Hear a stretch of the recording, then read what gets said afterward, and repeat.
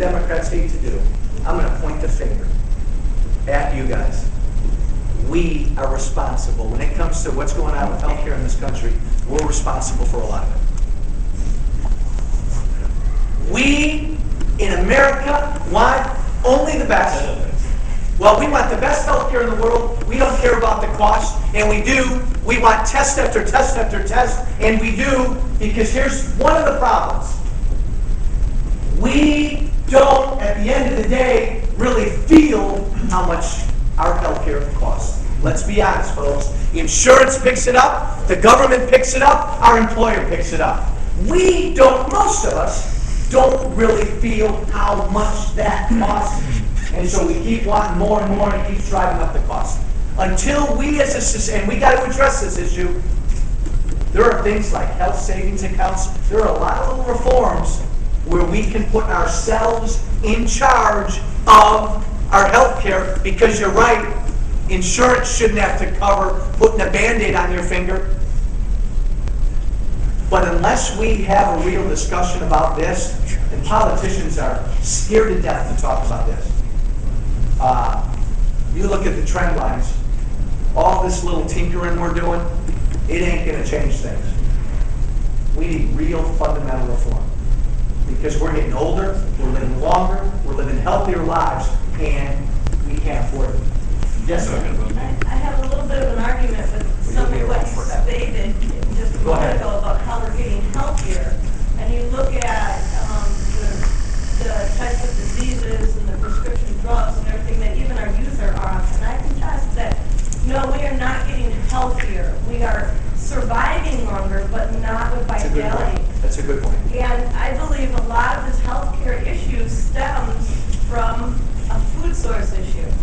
My health was deteriorating. I followed the medical role. I was getting prescription drugs and not improving. When I turned my back and started learning about nutrition, and the guy that I started learning from is a bit radical, and I do not believe in germ theory, okay?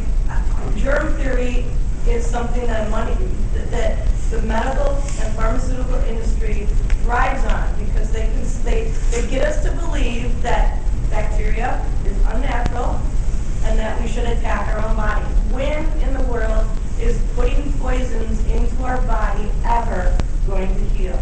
Never. We need to overcome some of the basic paradigms. I've taken very dramatic. I follow a diet. It's a raw diet. I eat raw meats, raw eggs, raw dairy. I have a very difficult time obtaining my food.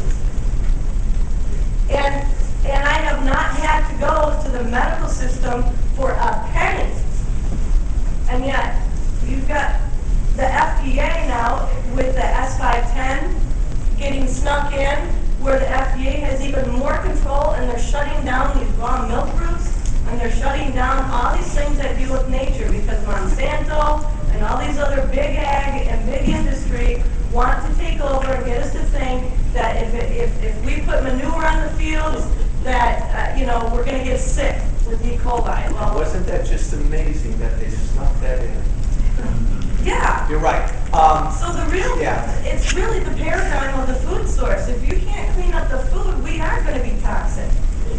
Health and nutrition is a key component to this whole issue. Questions? We regulate American food that we buy, or food from China, Bolivia. What I was going to talk about was kind of vertical, that bill, it's just going to put that much more bureaucracy and that much more regulation on local food people who are trying to deliver the best local food at all our farmers markets and the CSA, and nobody knows how these regulations are. Absolutely. The bureaucracy that it's going to create is incredible. Hold that thought. Hold that thought. Yes, sir. How much momentum has the flat tax issue gotten? Because I as a taxpayer who's Secretary of the Treasury can't do it on the computer, I'd like to know that in my situation, I'm paying exactly the same tax as a guy on the West Coast in my situation. And I'm a proponent of the flat tax for the individual. How do you feel about that for the individual and the corporation? Both. I think it's a tad more complicated for the corporation, but both. Look, I'm a proponent of lowering rates till the cows come home. Let me just lead with that. A simple one flat tax, I'd be all support. I support a flat tax more than a fair tax. I think there's momentum for real tax reform. This president of ours, don't be surprised if in the State of the Union he comes out and talks about issues like this to try to sort of leapfrog and stay ahead of where the Republicans are going. The Debt Commission that came out with their findings a couple weeks ago, real dramatic reform to our tax code was part of it. And they took some pretty bold steps and talked about the flat tax. All for it. I think Republicans in Congress are talking about it.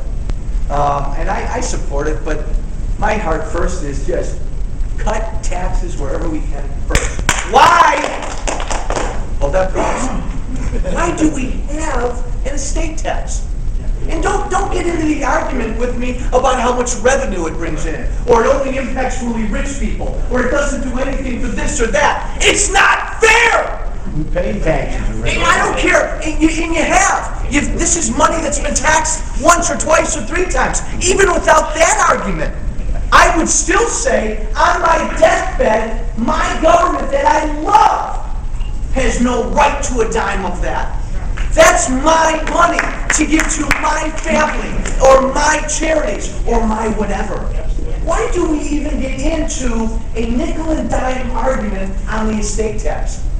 That's probably the biggest thing that bugs me about this deal they're cutting. That thing should be out. But there, I've vented. I'm done. Question? Yes, ma'am. Hi. Hey, in the front row, keep it down. Go ahead. Hi. So I keep hearing that we have to keep the taxes for the wealthy relatively low because to do otherwise would be a job killer. It's a job killer. Low taxes for the wealthy are job creators. If that's true, then why were so few jobs created under President Bush, and why were so many jobs created under President Clinton? Let me first say where I stand. Let me be real clear. I want taxes cut for everybody. I don't care if you're rich, middle class, or poor. And in general, those people at the top of the pile, those people who tend to be in higher income brackets, tend statistically to be job creators. A lot of business owners, a lot of small business owners. And so if you tend to ease the burden on them, especially when it comes to business owners, you would think that then would make them do something with that extra money. They don't. Well, they do. No, they do. They save it a lot more than they spend, Go ahead. which is why they're rich, and I Continue. understand that. What do you think savings are? They're just in a bank, so the bank can loan somebody who needs it. I understand that. But then why are there no jobs? Why do we have almost... Uncertainty of what's going on. My tax rate, can I talk? Yeah, wait, with ground rule number one. We didn't vote for it. Ground rule number one. Go ahead. Complete your thought. So there were 22.7 million jobs created in the 8 years under President Clinton. There were fewer than 1.1 million jobs created under President Bush. Hugely different tax rates. Actually, not even hugely. Not that different. If you're rich, you're still rich. So why are we almost at 10% unemployment now with these lower tax rates for rich people? Let me ask you, how do you think we're going to create jobs? How do we create jobs? If the government had more money, the government could pay for teachers, the government could pay for firemen, the government could pay for these people. Those communities, we could hire more teachers instead of firing them. We could hire librarians. We could hire people to work in the public service. Those people would have jobs. Those people would spend money at Target. We could hire more people at Target. Target would be happier. Target would hire people. The people around Target would hire more people. Target is supporting the local community. I can't hear you. Target is not supporting local communities. That is actually true. I'm sort of on your page, but this is what I'm saying, is the people in the community, people around here, they don't have to go to Target, they can go to wherever you buy your raw food. They can go to Nature's Cornucopia. They don't sell my raw food in any store. Hold on. Okay. Not to get lost on that issue. What's your first name? Karen. Karen. This is the debate. Yes. This is the fascinating debate. And again, start with your worldview, and you and I may have very different worldviews, but start with that, and then as you're doing, drill down. How are jobs created? It fundamentally comes down to the role of government, and you and I may be on very different sides of that fence, because I think jobs are created when government fundamentally gets out of the way, and you may totally disagree with that. You and I would both agree, though when Republicans and Democrats are arguing about this, that's really what they're arguing about. That's really what they're So arguing that's your about. answer? Huh? So is that your answer?